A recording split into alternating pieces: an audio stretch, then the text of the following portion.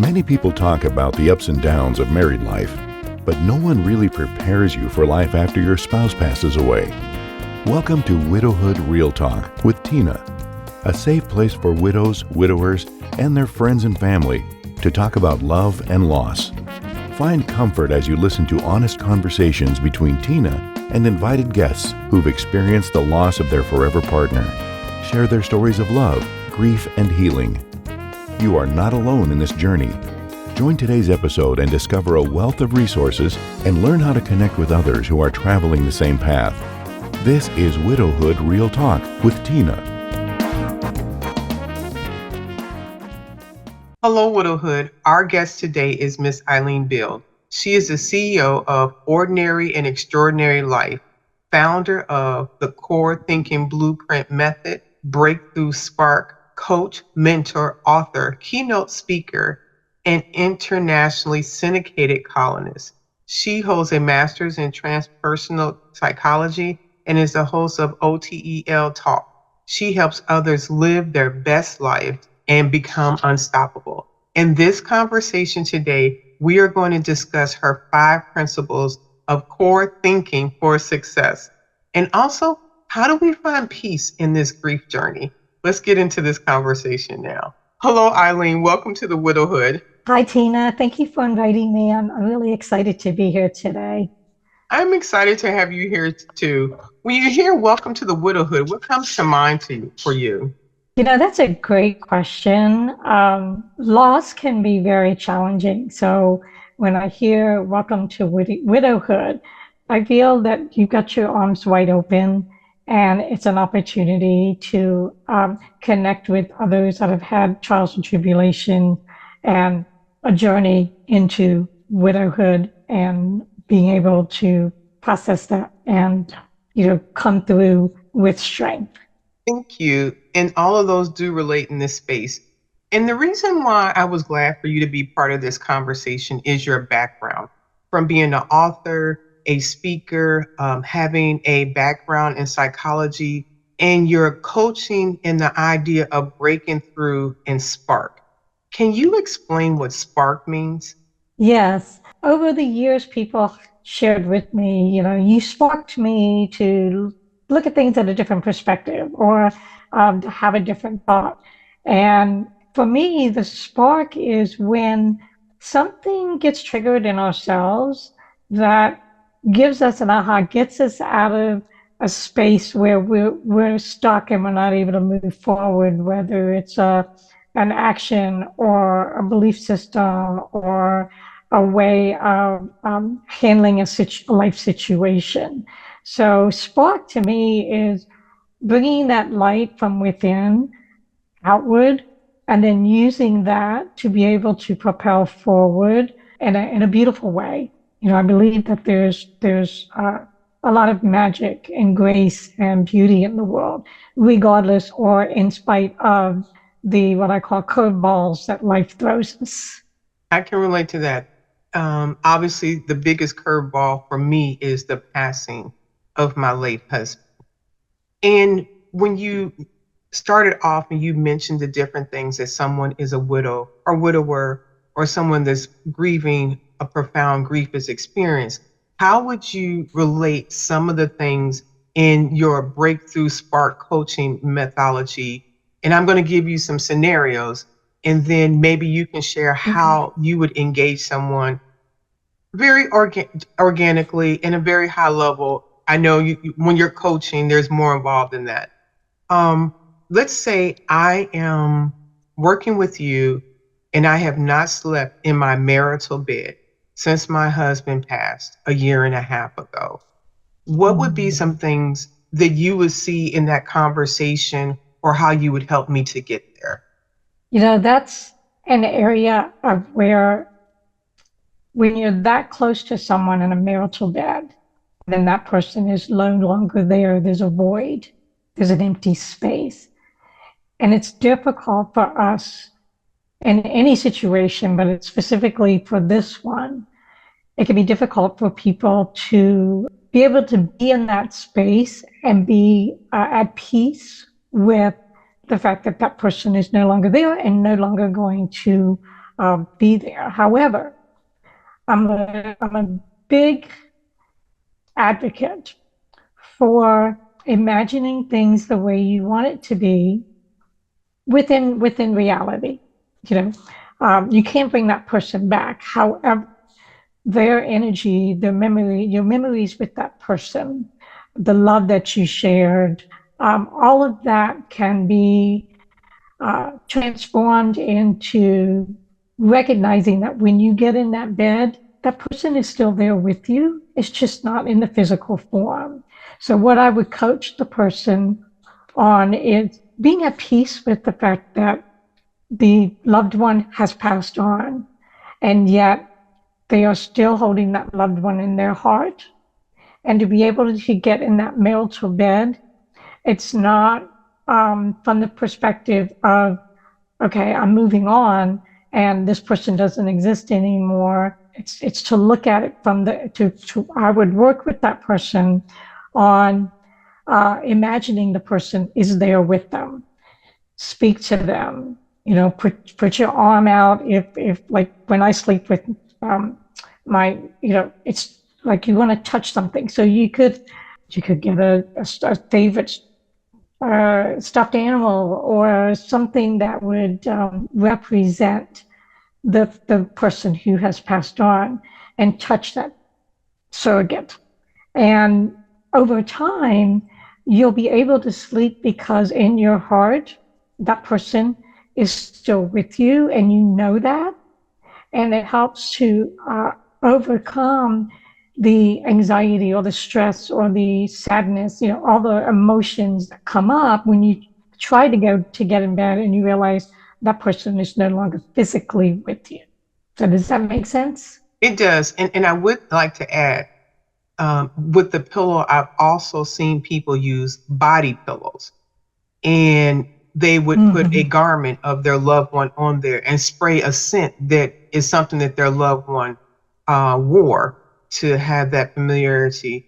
And someone listening to this may say, you're being delusional. You need to accept this is what's happened and move on.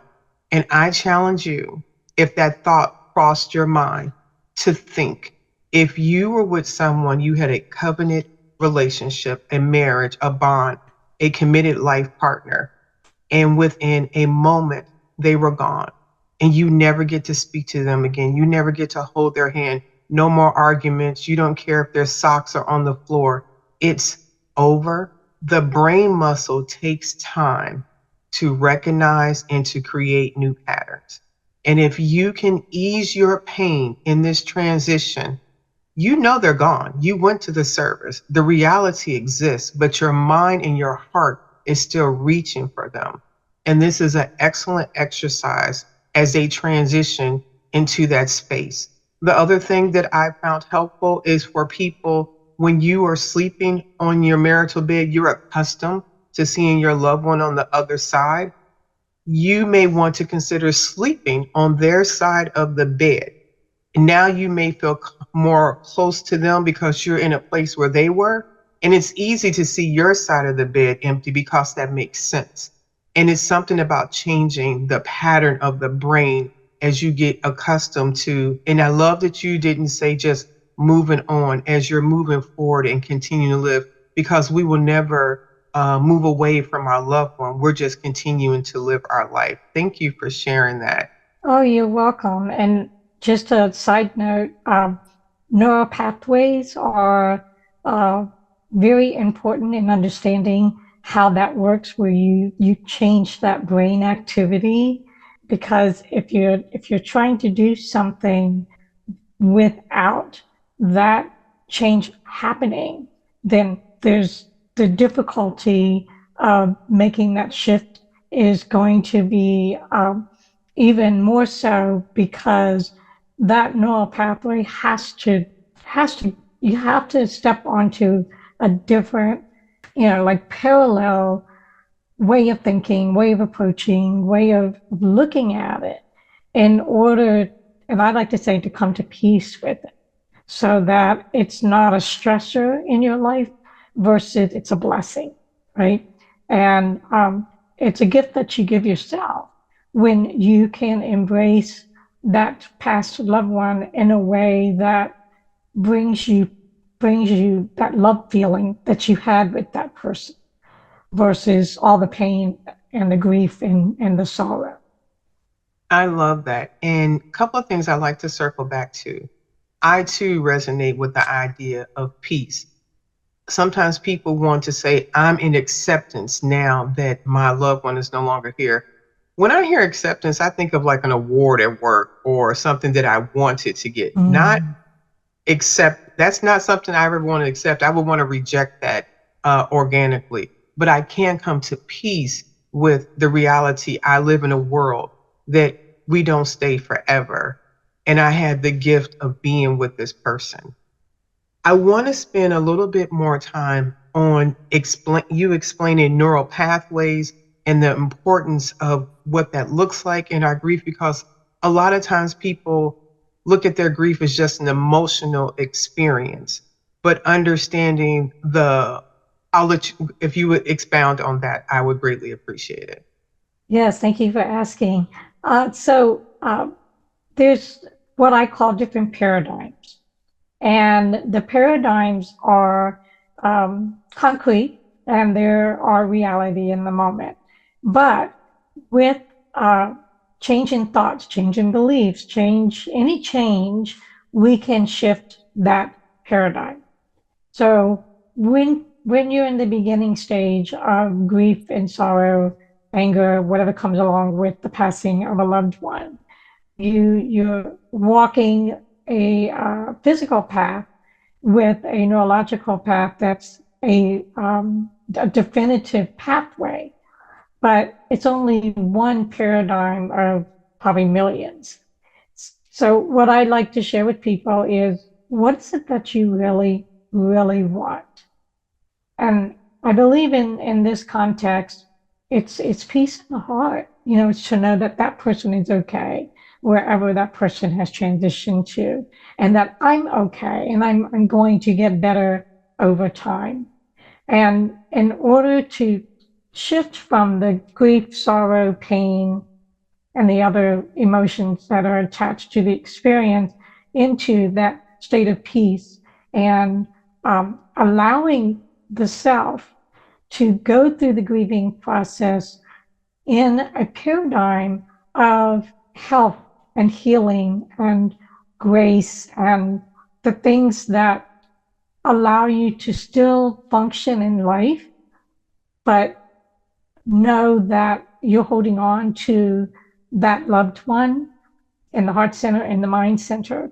And when you shift a paradigm, when there's a definitive aha or an experience that's what I call otherworldly, or something will indicate to you that, okay, you've done what I call the work. You've worked on processing through the emotions and allowing yourself to shift the neural pathway of connection, because it's all about connecting with the inner self, connecting with the energy, the memories, the emotions that's connected to that loved one. And it's a beautiful experience because it wakes the person up to realize there's more than grief and anger and all the emotions that we process through when we lose a loved one. Thank you for explaining that. You say that there's more than the pain, the emotion. What is it about the concept that when someone dies, that your brain is locked in only reliving the experience, locked in, they just died? And it seems as if it's very hard to access the good memories and the things that happen in this relationship that cause you to love someone. What is it about our makeup, how we're created, our brain, that is where we're struggling to just stop replaying this movie of this final moment that we cannot get out of? So there's multiple layers to this from my perspective. One is we tend to get a busy mind that plays that tape over and over and over. the key to stepping out of that repeated pattern is to learn to sit in quiet, meditate, to quiet the mind. And the awesome results of being able to quiet the mind is it gives clarity, and it gives clear images, thoughts, feelings to what you're going through, but you're more of an observer than a participator in that cycle and that pattern. So when you can quiet the mind and observe, then you can see what steps, what things you can do to change so you don't stay stuck within that pattern.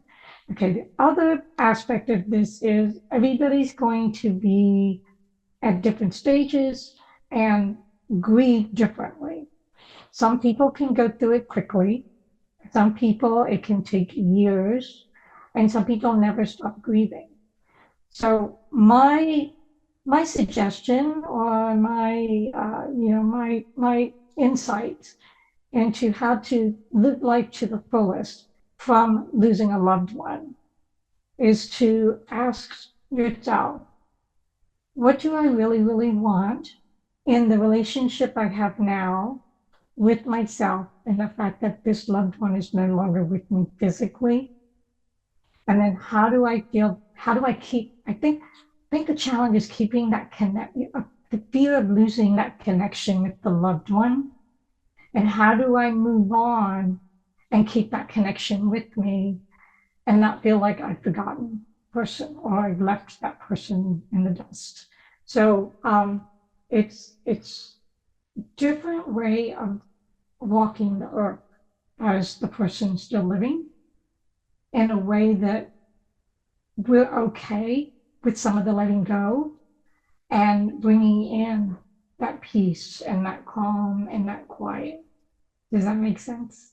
Okay. The letting go is very hard because instantly the idea that I'm letting them go, that I'm going to forget about them.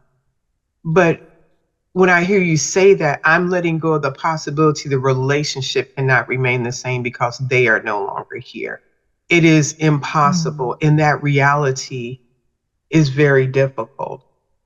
You talked about the relationship I would want to have with myself. Can you expound on that a little bit more? Gosh, that's a loaded one. Okay, so for the concept of what we're talking about now, relationship with oneself, I'm going to say a person wants to look at how strong are they, how strong do they feel, and the confidence and the courage to step into that new neural pathway, to step into the change, to let go of whatever is holding them back, to live life fully, and to think about, would your loved one want you to be where you are in that state? Or would your loved one support you to, release yourself from the hole that you put yourself in order to keep a nice like hug around that loved one. And the difficulty, I believe, in the letting go in the relationships that you talked about being different without that person around is understanding the authentic self of the individual of who you are and the identity that you had with that person versus the identity you have now that that person's not there. And the more that you can, I call, come into center and ground yourself in that authentic person that is rooted in love and rooted in the identity of this is who I was born as and this is who I've always been. And without this loved one, I'm still this person. And to go out in the world as that person with the confidence, courage, and I also want to add the clarity of I no longer have this person in my life, So what can I do to still have them by my side in my heart, but not lose myself and be myself authentically? Thank you. The idea of who I was before I met this person.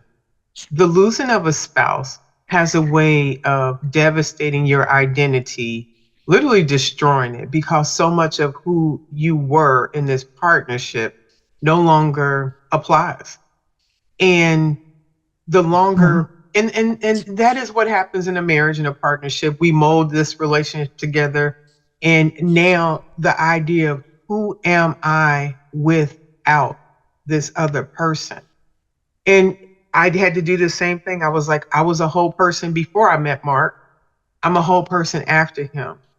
And who am I from knowing him became more of what I leveraged. Because of my relationship with him, I became this, and this on top of who I was already, and reminding myself that I have the capacity to still make decisions and make choices and to show up in the world. What caused you to move into the coaching and mentoring realm?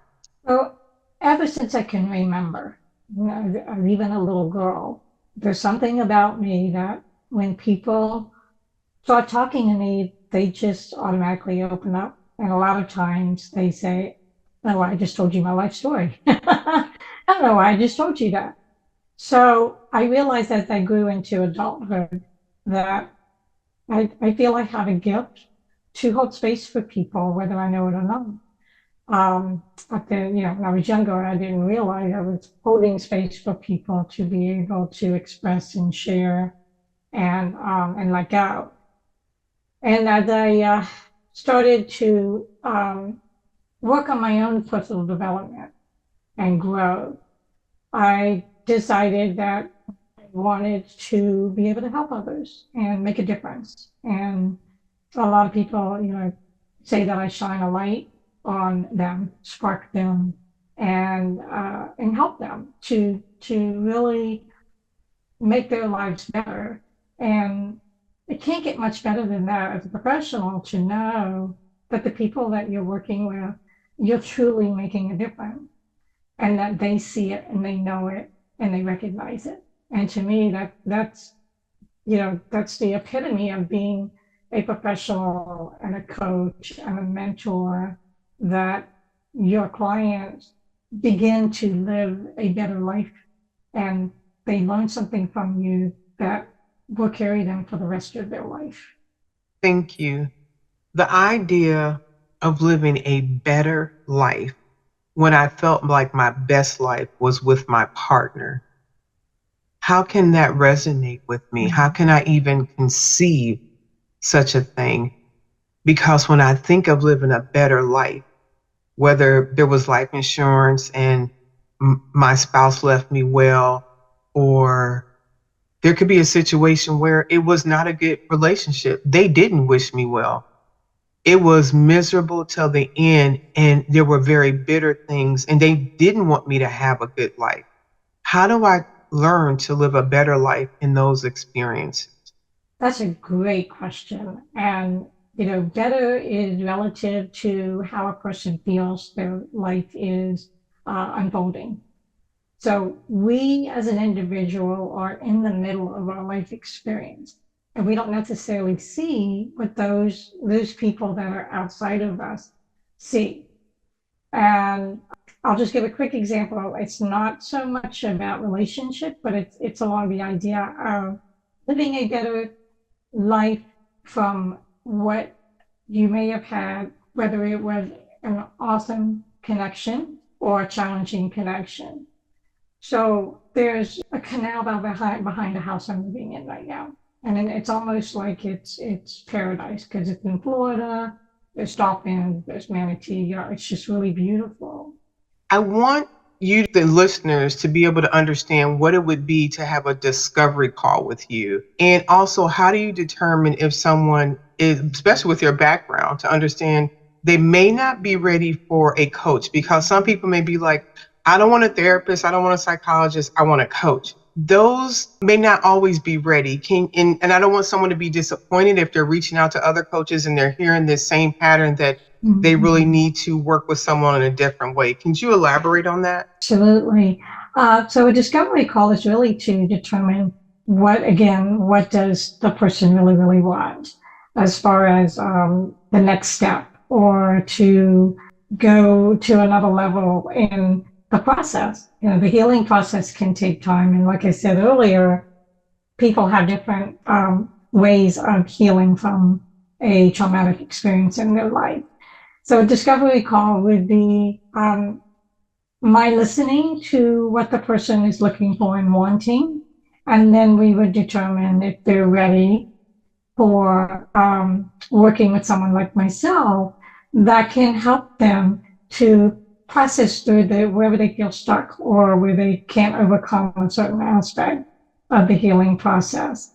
And then we would set a strategy of how to take what they feel they're either missing or wanting to achieve, whatever the goals are, and create a plan to achieve it and make it happen. And I only work with people when it's going to lend itself to being a successful outcome, because I want my clients to get results, and I will do everything in my scope of practice and in my power to help them achieve whatever it is they want to gain in life, whether it's peace, quiet mind, to come to terms with the experience, and also to work on the self. And that's part of, I believe, the healing process from any trauma in life. Thank you. Can you give a bit of a tease or information about your 5 principles of core thinking for success? I knew you were going to ask me about that. So there's 5 principles that I live by, and I like to share them with people. And I wrote a book that kind of outlines them. And the book is Embrace the 5 Principles of Core Thinking for Success.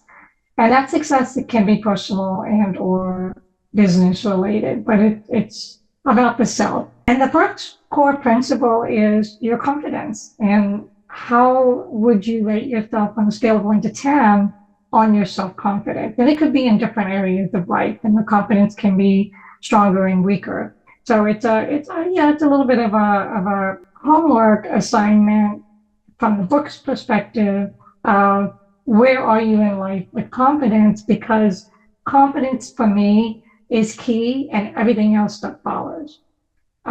Because if we're weak in our confidence, then we question things, and we don't always have clarity in the choices we make and the decisions that follow any kind of experience that we have. So then the second principle is transforming fear into action.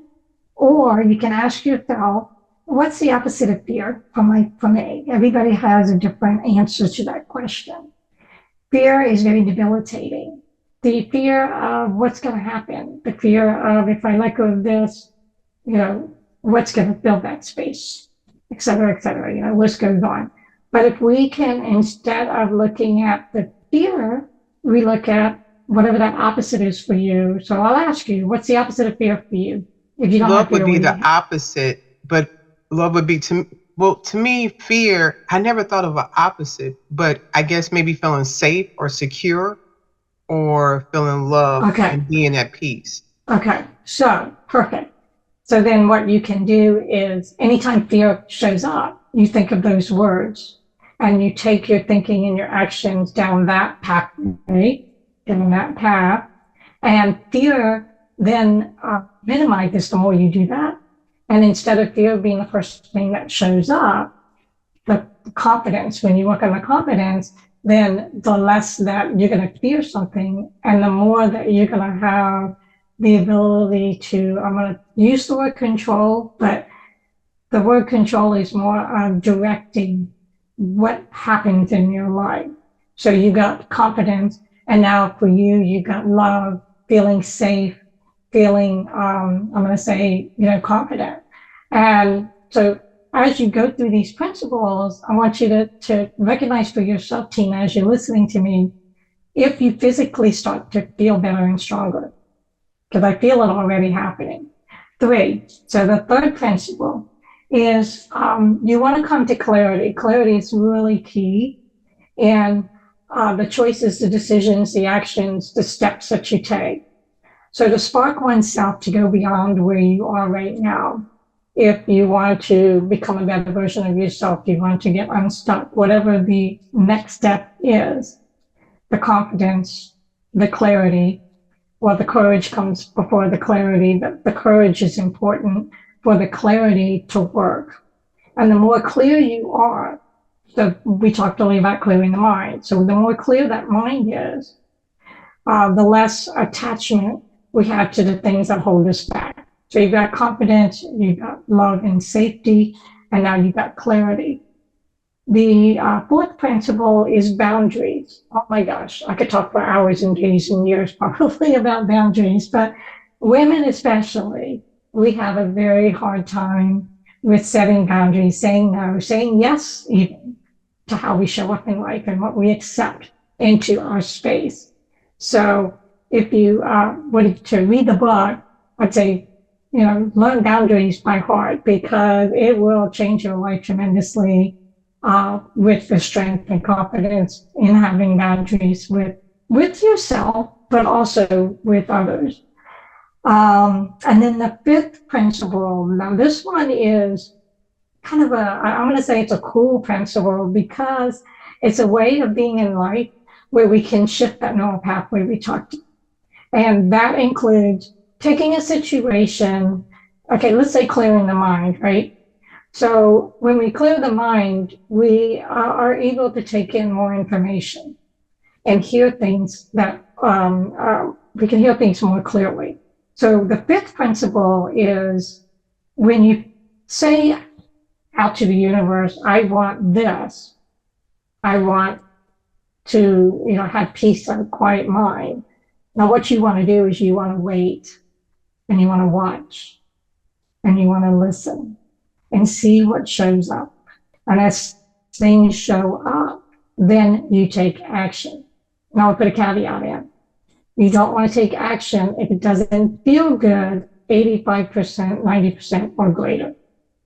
If something shows up and you want to make a decision and you're feeling 20, 30% that it's going to turn out the way you want, or it feels good, don't do it.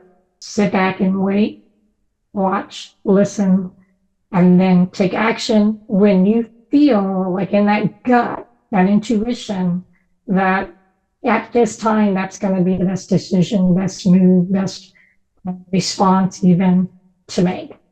And principle 5, if you master that, or when, I'm going to say it, when you master that, your life will be completely different. It's like the most amazing tool that you can put in your life toolbox. So that's kind of the Reader's Digest overview. Thank you. And those core principles that you talked about, I have not spoken to anyone that was grieving and was not struggling with one or all of those. And being able to learn how to address those principles could be a key part of someone's healing journey in grief, which is why I wanted us to have this conversation. I knew that it would prove helpful for my community. If you can give us a little bit of something about the thing that you host and talk about, OTEL. Say that again. It said you're the host. OTEL. Yes. Okay, well, OTEL stands for the LLC of my company, which is Ordinary to Extraordinary Life. So I sign off most of anything I post in social media with live life fearlessly, live life to the fullest, and just hold on to your dreams and live in a way that you show up where you can feel vibrant and feel alive and feel like the world is there for you.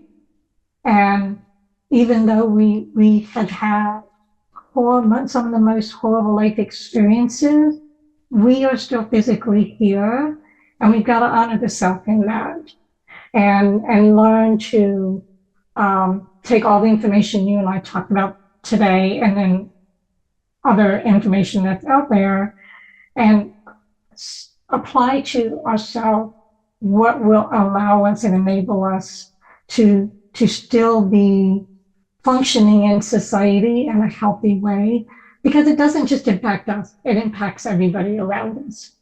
And the more that we can show up with what I call strength, with grace, it will gain respect from others.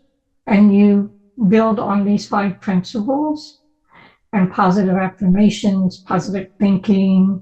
I mean, there's so many things that can be added to what we talked about today. Your world and your life can be so much brighter. And again, not just for yourself, but for the others around you. Indeed. I want to go back to something I asked. I think we pivoted before we got to answer. How would someone know if they need to work with a coach or if they really need to work with a therapist or a psychologist? What would be something you would learn in that discovery That's a call? great question. So a therapist is someone that's more clinical, and they tend to work on the spectrum of like mental health challenges, things that really a therapist, if they need to prescribe things for that person, then the therapist is available for that. And they have their own protocols of what they do to help a person from that more clinical perspective. A coach is someone that, if you think about someone training for the Olympics, so the athlete, they already have their sport that they're involved in, and they're already training, they're already on that path. They just want to win that gold. So they need that coach to give them that little extra push, that spark, that, maybe there's a new way that person needs to think before they take off. I'm thinking of like that's a runner. So when they're down on their knees getting ready to take off to run that mile or whatever they're competing in, the coach might share with them some visualization that they can do before they take off. Coaching is a different way of approaching healing and moving beyond being stuck. That is inner outer working, and doing a lot of deep dives into the not so much the past, but where are you now and how are we going to move you forward. Okay, thank you. I have asked you a lot of questions. You've been so great in doing that. Any questions you have of me? I'd like to ask you just what inspires you to hold the space that you hold for the many people who fortunately find their way into your helping them, and all the different podcasts and articles and people like myself coming on. It's a gift that you're giving them and yourself as well, because I'm sure you learn from them as much as they learn from you. But how is that, helping you as far as you being inspired and inspiring others? Thank you. That's a good question. There was a family member who had lost their spouse, and she posted on social media about being his first birthday. And I reached out to her, and that led into a conversation that night that had me up way past my bedtime.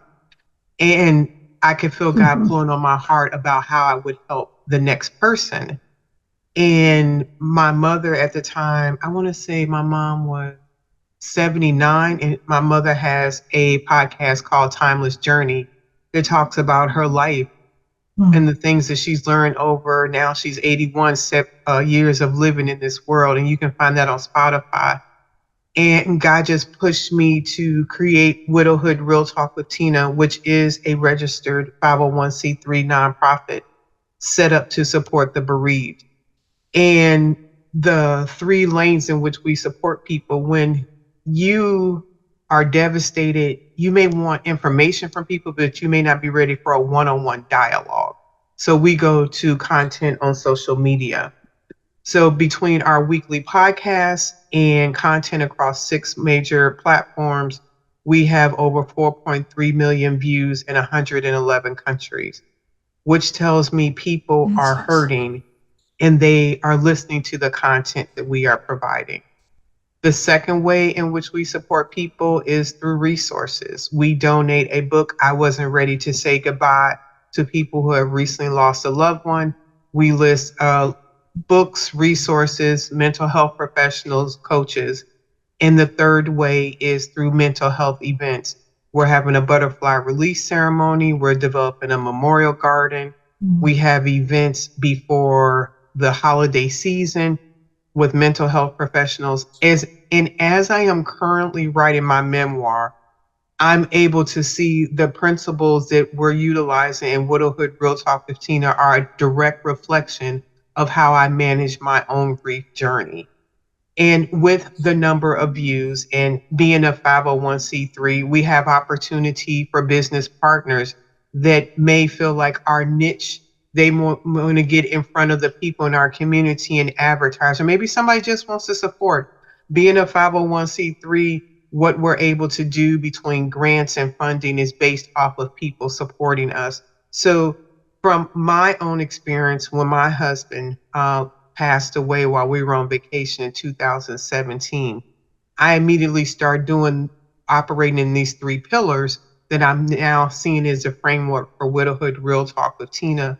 But from 2017 to 2022, I was focused on my own healing journey, my mental health professional, healthy coping skills, and all those other different things. So by the time God opened the door for me to do this in 2022, I was no longer hyper focused on my own journey, but pouring out of a full cup, because my friends and family have shown up for me from the day my husband passed, and they still show up just as emphatic now as they did then. And so I'm able to pour out of a full cup of love to be able to support other people, because oftentimes people do not feel as if they have support. They feel as if they're alone. And when I say I can comprehend how you feel, they know that, because my husband and I were together for 32 years. So from experience, 21 years in the United States Army as an officer, a lot of mentoring training, a lot of coaching training. So being able to bring that to the forefront, if you would have told me 8 years ago, when I was at the end of the hallway in this hotel we were in, losing my mind, that God would use it in this space now, I would have never been able to fathom that.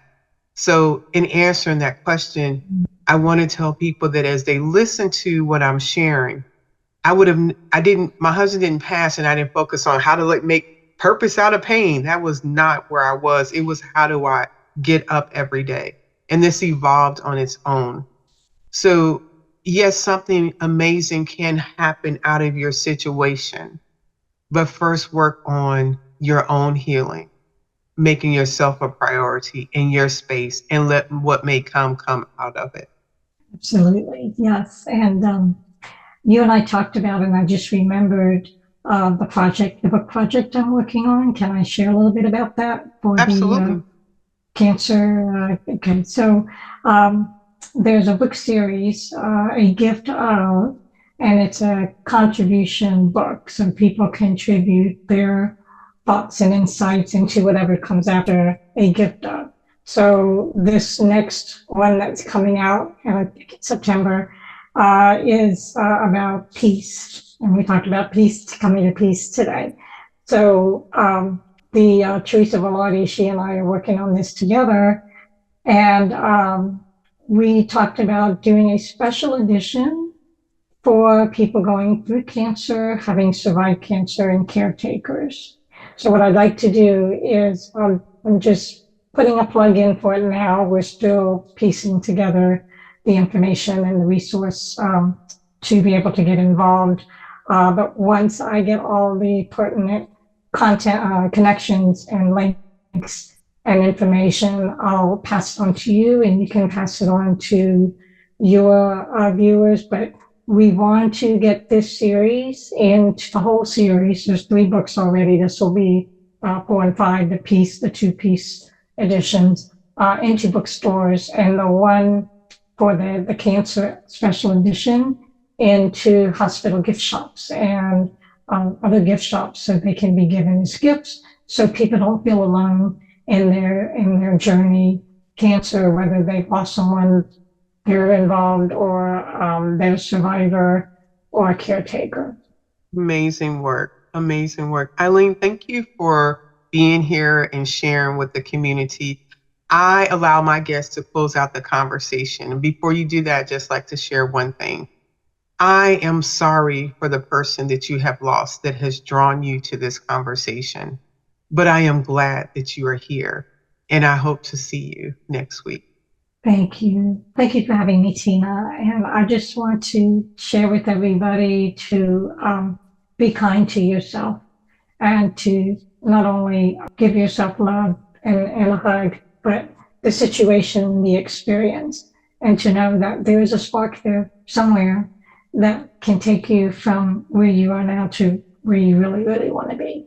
And there is hope, and there are miracles in the world. Thank you. Thank you for spending another episode with Widowhood Real Talk. If you found the contents of today helpful, share the episode to anyone you know who may need it.